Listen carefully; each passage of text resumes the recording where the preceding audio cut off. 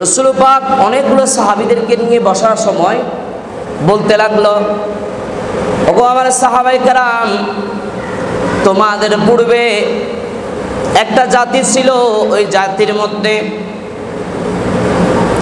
জাতির মধ্যে তিনজন লোক ছিল। ওই তিনজন লোক একদিন এক গ্রাম থেকে আরেকটি গ্রামের দিকে যাচ্ছে। মাঝখানে একটা অনেক বড় পাহাড়।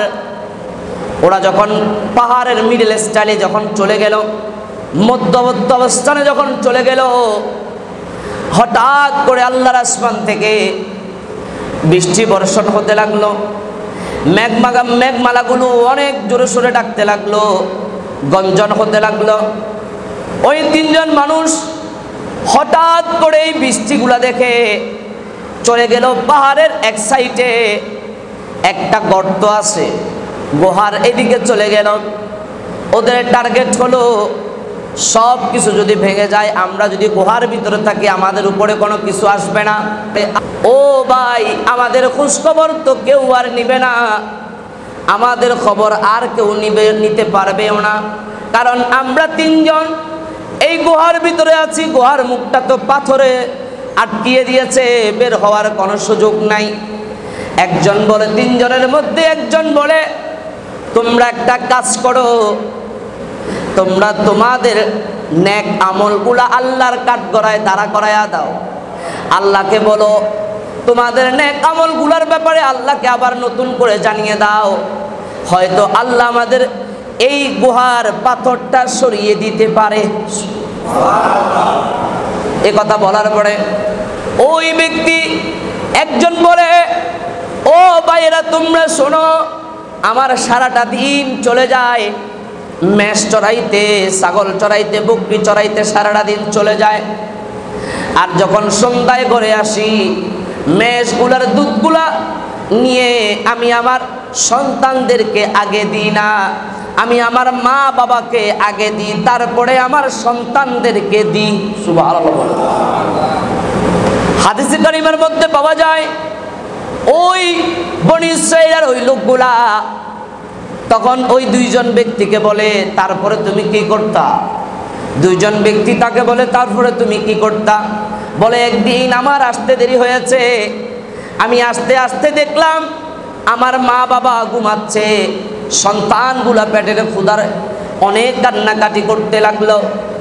আমি দৌড়াইয়া গিয়া বালতি নিয়ে ছাগলের দুধগুলো আমি যখন নিলাম, নেওয়ার পরে আমি আমার ছাগলের দুধগুলা গরম করে মা বাবার মাথার পাশে দাঁড়িয়ে আছি। দাঁড়িয়ে থাকার পরে মা বাপকে ডাকছি না, কেন জানি যদি মা বাবার ঘুমের ডিস্টার্ব হয়, আল্লাহ তো আমার উপরে নারাজ হতে পারে। এজন্য আমি আর না ডাকলাম, না ডেকে আমি দাঁড়িয়ে রইলাম। এদিকে আমার সন্তানগুলা কান্না করতে করতে করতে এক পর্যায়ে তারা আমার পা চাটতে লাগলো পেটের ক্ষুধায়। তারপরেও আমি আমার সন্তানদেরকে দিই নাই, মা বাবা খাওয়ানো ছাড়া সন্তানকে দিতে পারবো না বললাম। আমার স্ত্রী আমার সাথে রাগ করেছে, সন্তানগুলা কান্নাকাটি করে এমন একটা পর্যায়ে চলে আসছে, তারপরেও আমি আমার কাউকে দিচ্ছি না। আমার টার্গেট হলো যতক্ষণ আমার মা বাবাকে আমি খাওয়াইতে পারবো না, অতক্ষণ আমি আমার সন্তানকেও দেব না। আর একটু বড় করে বলো সুবহানাল্লাহ।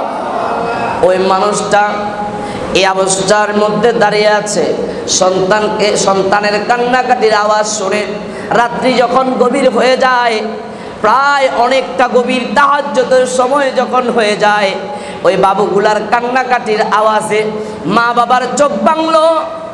আর ওই মা বাবা দেখতে পেল সন্তানটা দাঁড়িয়ে আছে, ওর সন্তানগুলা তার পায়া চাটছে, কান্না করছে। এমন অবস্থায় মা বাবা দুজন দাঁড়িয়ে গেল। কিরে বাবা, হঠাৎ এখানে কেন দাঁড়িয়ে আছো? বলে, আম্মা আজকে একটা ছাগল সে ঘাস খাইতে খাইতে অন্যদিকে চলে গেছে, আমি তাকে খুঁজতে খুঁজতে দেরি হয়ে গেছে, এদিক দিয়ে তোমরা ঘুমায় গেছো। পুরা কাহিনীটা যখন বললো, মা বাবা খুশি হয়ে আল্লাহর দরবারে হাত তুলে বলে, আল্লাহ আমার এই সন্তানের যত বিপদ আপদ আছে সবগুলো তার তকদির থেকে মুছে দাও। আরেকটু বড় করে বলে সুবহানাল্লাহ। ওই মার দোয়া করার সাথে সাথে আল্লাহ দোয়া কবুল করে নিয়েছে। ওই দুজন ব্যক্তির মধ্যে ওই একজন ব্যক্তি ওটার ভিতরে ঢুকে গেল। আর এই ব্যক্তি যখন বলল যে আমার মা আমার জন্য দোয়া করেছে, এই ব্যক্তি এবার আল্লাহর কাছে হাত তুলে বলে, আল্লাহ, ও আল্লাহ, তুমি তো বলেছো দুঃখিনী মায়ের দোয়া ফিরত হয় না। আমার মায়ের কদমের উসিলায়, বাবার কদমের উসিলায় আমাদের তিনজনকে গর্ত থেকে বের করে দাও। আল্লাহ বলে, আমি তো দোয়া কবুল করেছি, ফেরত দেব না।